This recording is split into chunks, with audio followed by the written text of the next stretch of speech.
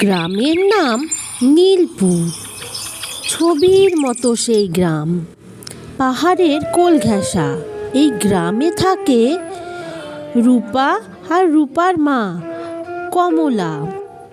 তারা মা মেয়ে ফুল বিক্রি করে, জঙ্গলের পাতা কুড়োয়, কাঠ বিক্রি করে তাদের দিন চলে।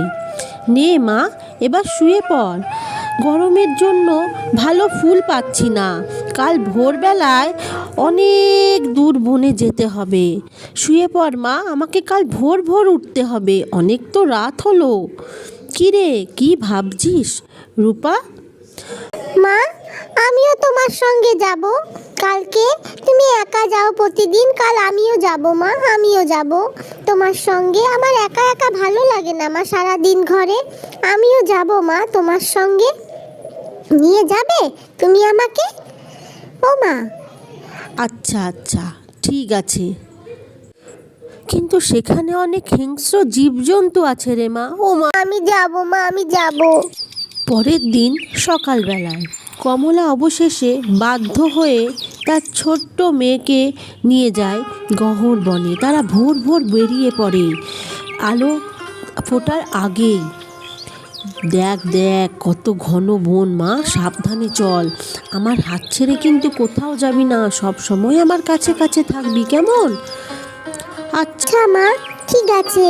ভয় ভয় লাগছে, কিন্তু কি সুন্দর, দেখো কি সুন্দর পাখির গান শোনা যাচ্ছে। দেখো মা, ওই দূরে ওটা কি, চলো চলো, ওই দেখো। দাঁড়া, গাছের পেছনে দাঁড়া মা, এই দেখ একটা হরিণ। বাহ, কি সুন্দর দেখতে, দেখ। হ্যাঁ তো মা, দেখ দেখ, হরিণটা এদিক ওদিক তাকাচ্ছে। চুপচাপ দেখ, হরিণটা গেলে আমরা যাব। হঠাৎ করে ও দৌড়াচ্ছে কেন অমনি করে? কোনো বিপদ নাকি? ও মা, ওই দেখো সিংহ, ওরে বাবা রে। চুপ করে থাক, একদম বেরোবি না, চুপচাপ থাক। ওই পথে তো সিংহ আছে মা। হ্যাঁ বাবু, আমরা অন্য পথ দিয়ে যাব, কিন্তু এই জন্য তোকে আমি বারণ করছিলাম আসতে, দেখলি তো। কিছু হবে না মা, কিছু হবে না। আমি ওই পথ দিয়ে যাব না মা, আর আমরা অন্য পথ দিয়ে যাবো, একটু বস এখানে। কমলা ও তার মেয়ে অন্য রাস্তা ধরলো। এই রাস্তাটা একটু ঘুর, এই রাস্তায় তারা আগে কখনো আসেনি, তাই কমলাও ঠিক চেনে না এই রাস্তাটা।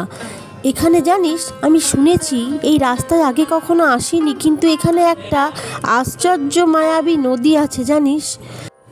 তার তলায় নাকি অন্য জগৎ। সোনা মা আর মেয়ে গল্প করতে করতে এগিয়ে চলল। ওই দেখো মা। ও বাবা, এই যে অসংখ্য ফুল, কি সুন্দর ফুলের বাগান। এই জায়গাটা এত সুন্দর, বাহ কি সুন্দর রে মা। হ্যাঁ মা, কি সুন্দর দেখো। দেখো কত ফুল, আমরা এখান থেকেই তো অনেক ফুল নেবো মা। ওইদিকে দেখো কি সুন্দর একটা নদী মা, আমার প্রচন্ড জল তেষ্টা পেয়েছে মা, আমি একটু জল খেতে চাই মা। ওইদিকে চলো মা, আমার প্রচন্ড জল তেষ্টা পেয়েছে। আচ্ছা চল, জল খেয়ে এসে আমরা ফুল নেবো। কি মজা, কি মজা, কি মজা। অত নাচিস না, নে চল চল চল। দুপুর হয়ে এলো, অনেক ফুল তুলে বাড়ি ফিরতে হবে, এমনিতেই অনেকটা দেরি হয়ে গেছে তো। হ্যাঁ মা, হ্যাঁ হ্যাঁ হ্যাঁ, চলো চলো চলো, আমরা যাই, কি মজা। মা আর মেয়ে দুজনেই এলো জলাশয়ের ধারে। বাহ, কি সুন্দর জল মা, দেখো একদম ঝকঝকে পরিষ্কার, কি সুন্দর জলটা। হ্যাঁ মা, কিন্তু এটা কি সেই আশ্চর্য নদী কে জানে, বা তাহলে তো খুব মজা। মা আমি জল নিচ্ছি। দেখি, সাবধানে পিছলে পড়িস না যেন। হ্যাঁ মা। কিন্তু মা দেখো, যতই আমি জল নিতে যাচ্ছি ততই জলটা এগিয়ে এগিয়ে যাচ্ছে মা। যত আমি জল নিতে যাচ্ছি তত জলটা এগিয়ে এগিয়ে যাচ্ছে। এটা কি হচ্ছে মা, কিছুই তো বুঝতে পারছি না, একে কি হচ্ছে। আয় তুই সরে আয়, সরে আয়, আমি তোকে জল দিচ্ছি হাতে করে, তুই খাবি। সরে আয় তো ওখান থেকে, পিছলে পড়ে যাবি। কে জানে এটা সেই আশ্চর্য নদীটা কি না, কিছুই তো জানি না। সরে আয় মা, আমি দিচ্ছি তোকে জল। আয় আয় আয়।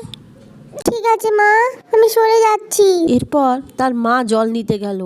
মা সাবধানে, পড়ে যেও না, সাবধানে। তুমি তো পিছলে পড়ে গেলে মা। মা মা মা মা, কোথায় ভেসে চলে গেল?